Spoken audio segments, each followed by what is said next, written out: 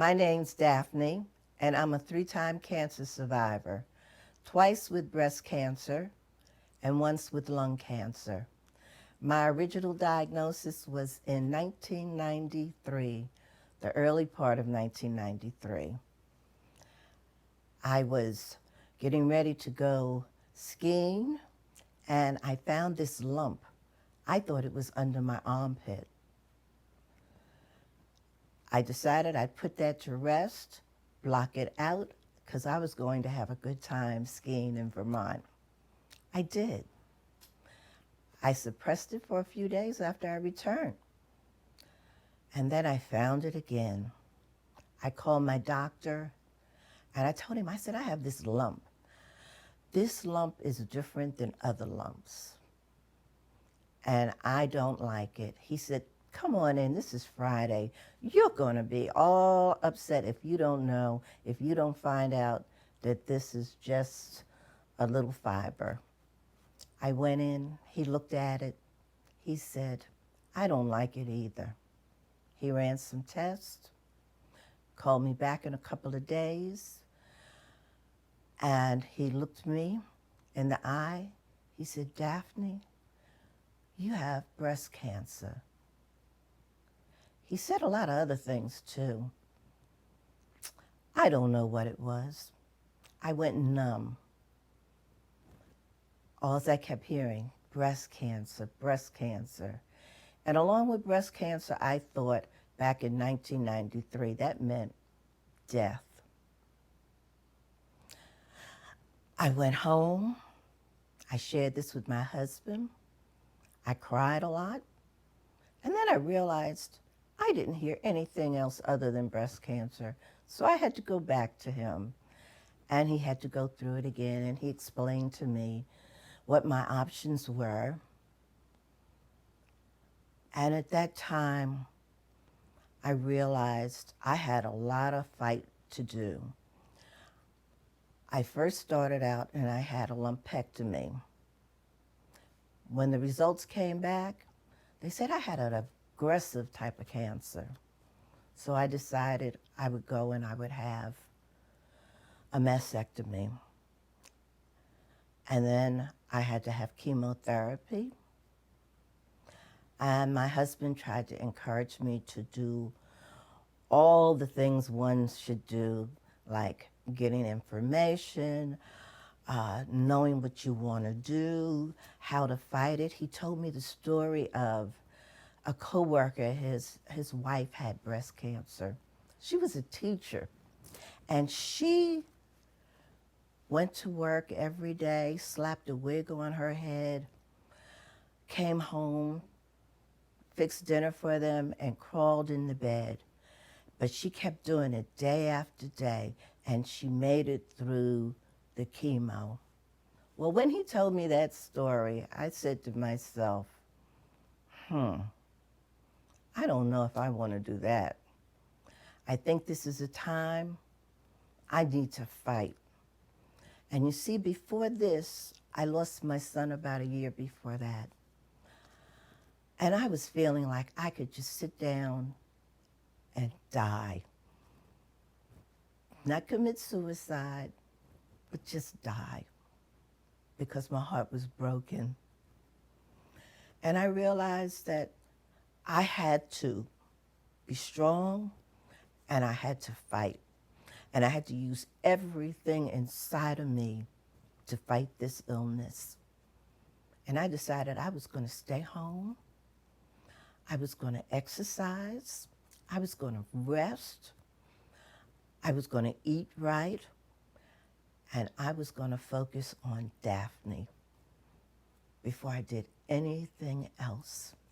So, Miss Daphne, what would you say was the change from when your son passed and you were just ready to kind of give up and let go versus when you found out the diagnosis and you decided that you had to fight? Well, realization set in, and I realized I didn't want to die, especially I didn't want to die of cancer. Can we redo the answer? Anytime she asks you a question, Can you answer with the question? Because her voice won't be there. Um, so just to kind of so Okay. they know what you're responding to. Okay. So, to simplify it, then, what made you decide to fight? What made me decide to fight was because I realized I did not want to die. And I didn't want to die of cancer. I've seen other people die of cancer, and it wasn't pretty. But I knew there were other things out there for me to think about other than just myself. And that I made a decision that was wrong. I didn't really want to die. I was just lonely. I missed my son. And I know my son wouldn't want that for me. So I realized I had to be strong and I had to fight. And this was the way that I had to do it. And I looked and I had a little baby granddaughter. And I wanted to be around to help raise her.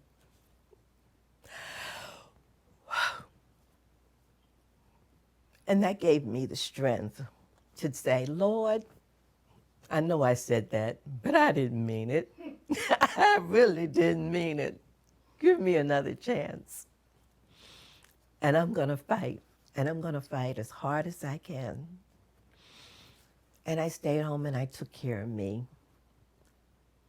And it gave me a chance to think and find me. When you told your husband first, what were your feelings about having to tell someone about your diagnosis? Telling my husband that I had breast cancer was easier than telling my mom. I didn't know how my mom would take it, so I didn't tell her. I kept it to myself. I told my sisters. I told my husband.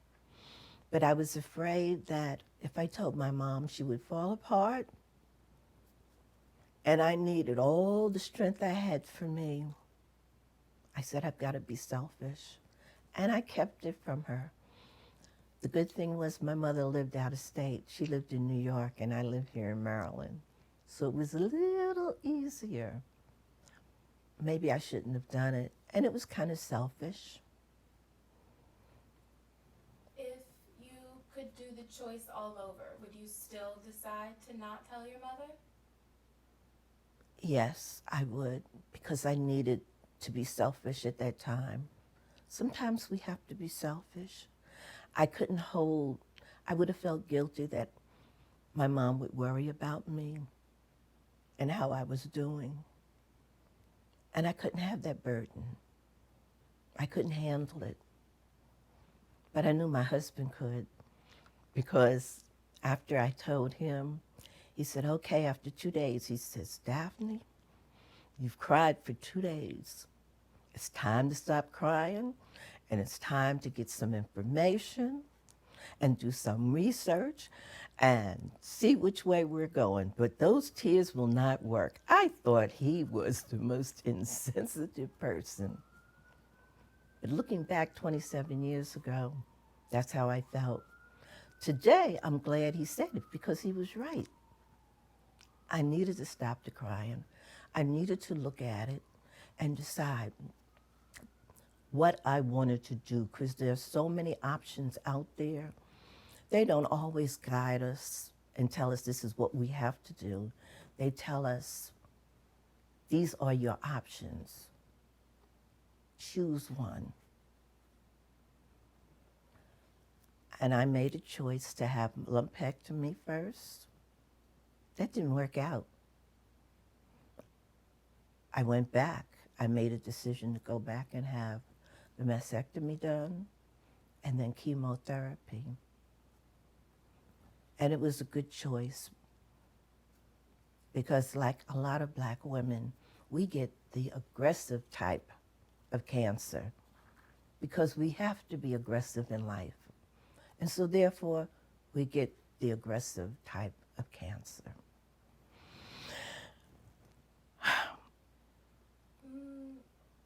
What would you tell a person who just learned of their cancer diagnosis? I would tell them to take their minute to cry. And after that, like my husband said, get busy, do your research. Talk to people, talk to doctors. And if you have a doctor that you don't agree with, change your doctor. Get another doctor. It's important that your doctor and you be a team, that you work together. Because if you don't have that relationship with that doctor, it can be very difficult for you. My original oncologist I had, she was a black female. And when I told her I wanted to stay home and take care of me, she told me, well, are you crazy? I said, no. She says, well, why do you want to stay home? That's the only reason why I would sign papers for you to stay home on disability. Because you're strong. You're a strong black woman. You can go to work. I said, but I don't want to. She said, but I'm not going to sign these papers. I went to my surgeon, who I had a relationship with, to sign the papers. And he told me, he says, what are you going to do, Daphne? I said, I'm going to take care of me. This time I'm going to take care of Daphne.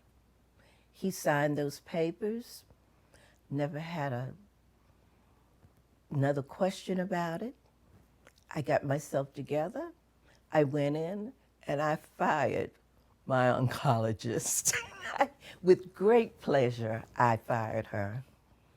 And I found myself another one, and one of the best.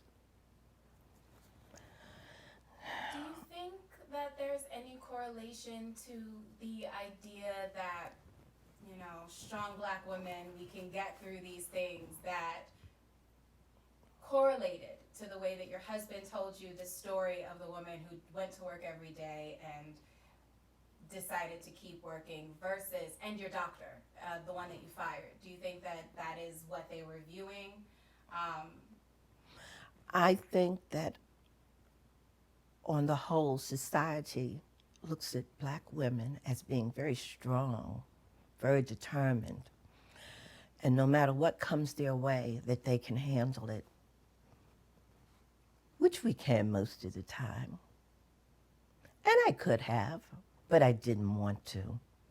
But yes, I think that so many people think that black women can carry the world on their shoulders. And I didn't want to. Did your mother ever find out that you had cancer? My mom went to her grave not knowing. I did not tell her. I told her sister. She knows. I told her many years later, when she was diagnosed with breast cancer about 5 years ago, that I had had breast cancer. But no, I did not tell my mother that I ever had breast cancer. When I was going through my treatments, I wanted to focus on me and me alone. I was blessed because I had a guardian angel the Lord sent me. Her name was Marlene Daniels. And Marlene Daniels was my sister in Christ and my best friend and a next door neighbor. She would call me in the morning and she would say, would you like breakfast this morning? Would you like bacon and eggs? Would you like oatmeal? Would you like some coffee and fruit? And where would you like it? Would you like it in the yard? Would you like it on the deck? Would you like it in the kitchen? And I would make my choice, and she would come over with a tray just about every morning with my breakfast.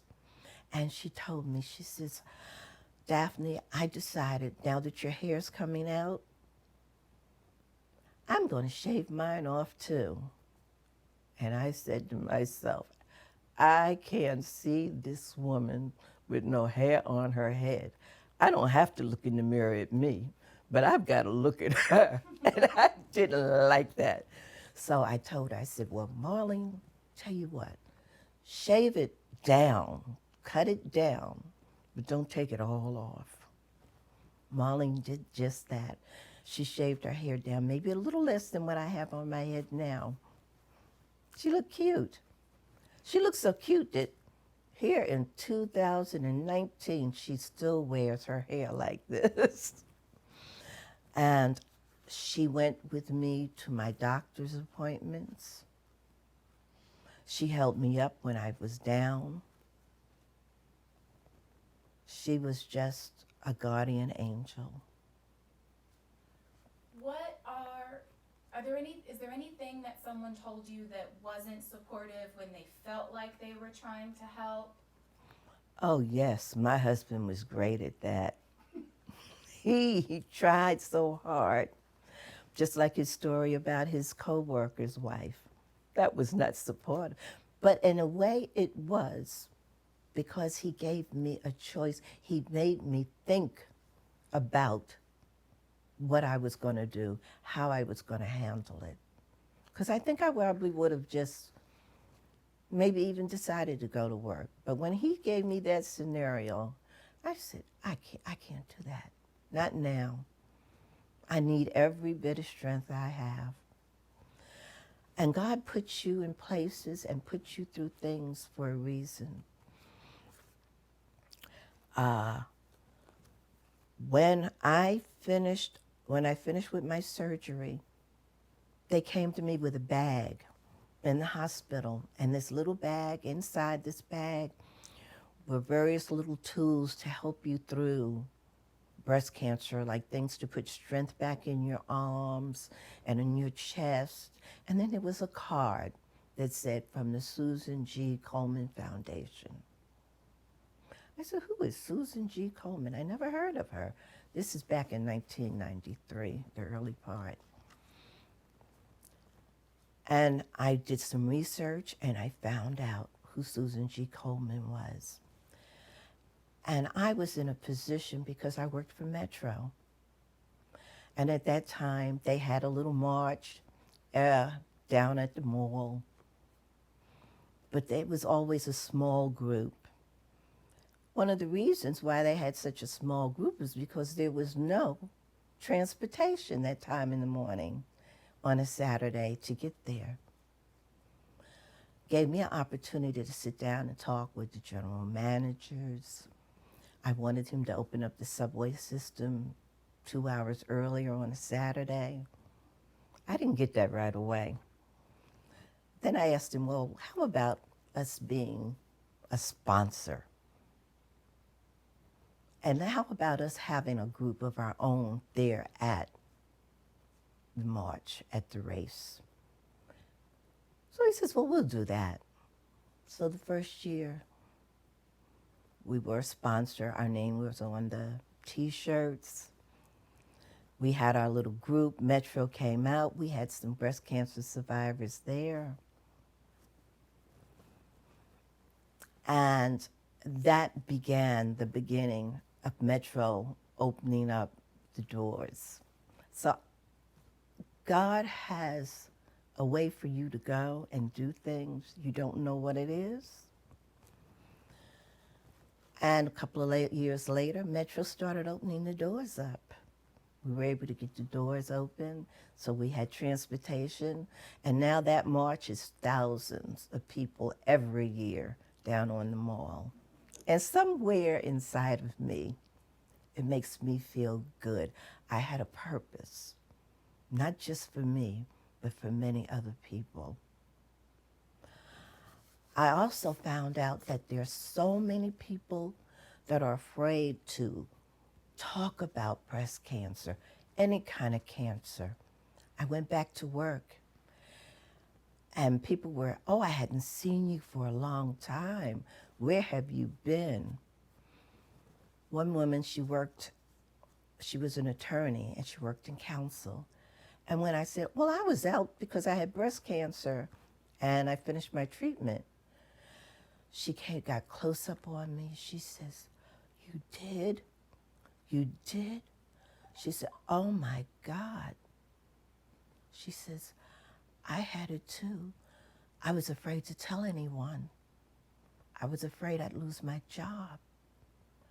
I couldn't believe that in this day and age that was what somebody would worry about when the picture was so much larger. That's why we have to talk about breast cancer and lung cancer and all the other types of cancers so there won't be a stigma or people feel that they can't talk about these things. You mentioned that you did go through chemotherapy. What were some of the side effects of chemotherapy, and what did you do to kind of balance out the way that chemo made you feel? Going through chemotherapy, the first change that most people see with the chemo is your hair coming out. My hair started coming out just around the 4th of July. I had a big family gathering at my house, which I always do for the 4th of July. And I had it even that year. And as everyone was leaving, I was sitting on a sofa just like this. And I thought I felt a piece of hair on my eye. When I went to go pull it off and push it back, it was a wad of hair. I said, oh. So I said, the last people that left my house, I looked at my husband and I said, get the clippers and meet me in the bathroom. I said, no way this hair is gonna fall out of my head. I will take it off, but it's not gonna fall off. So the first thing you notice is your hair. I had my hair cut off, cut it down. My eyelashes fell out. I don't have too many eyebrows, so what little I had came out.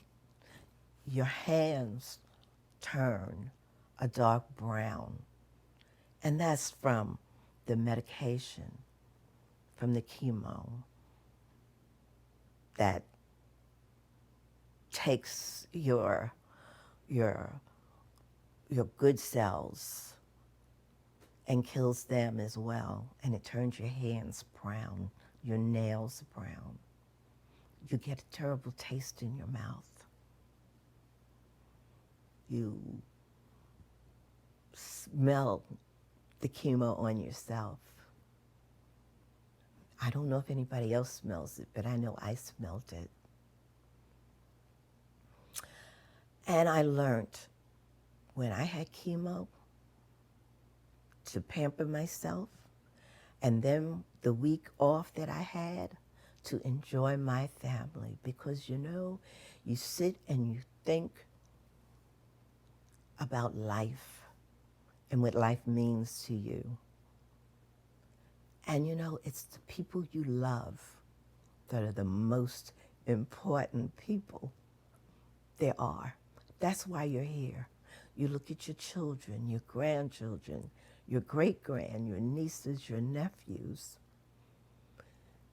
These are the people that you love, and you want to give your love, and you want them to feel your love, and you want to feel it back.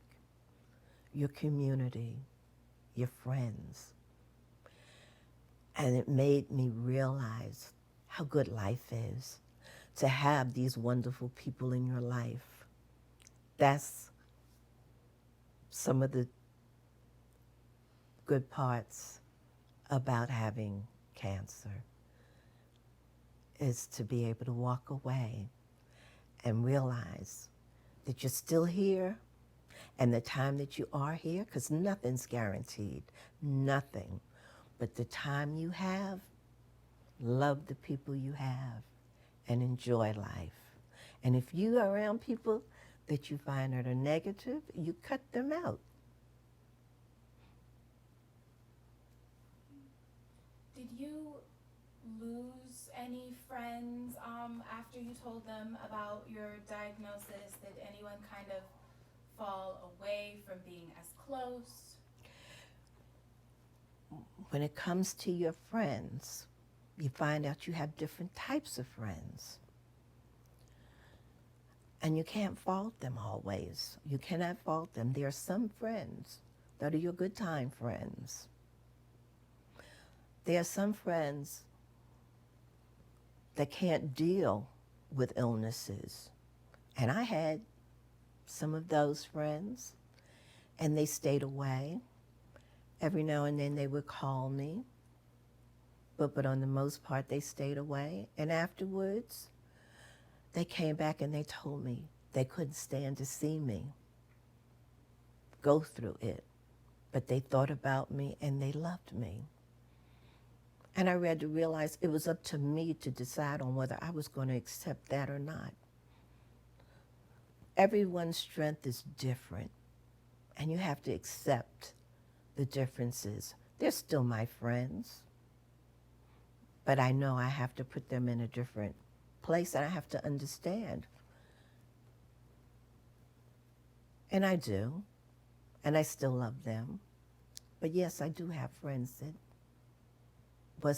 weren't around, but they gave me, and you know, sometimes you don't have to be around. Sometimes knowing that somebody's off somewhere saying a prayer for you is just as good as being there and running an errand for you. I know that it is now 4:05-ish, right? How are we feeling? Are we continuing past, or I just wanted to check in? Well, Do we you need want go to the get, bathroom? we want to get her story, so we have gotten the beginning, we've gotten the middle, Oh, I'm just. so what do you think, Freddie? She's done, some education, she's done some,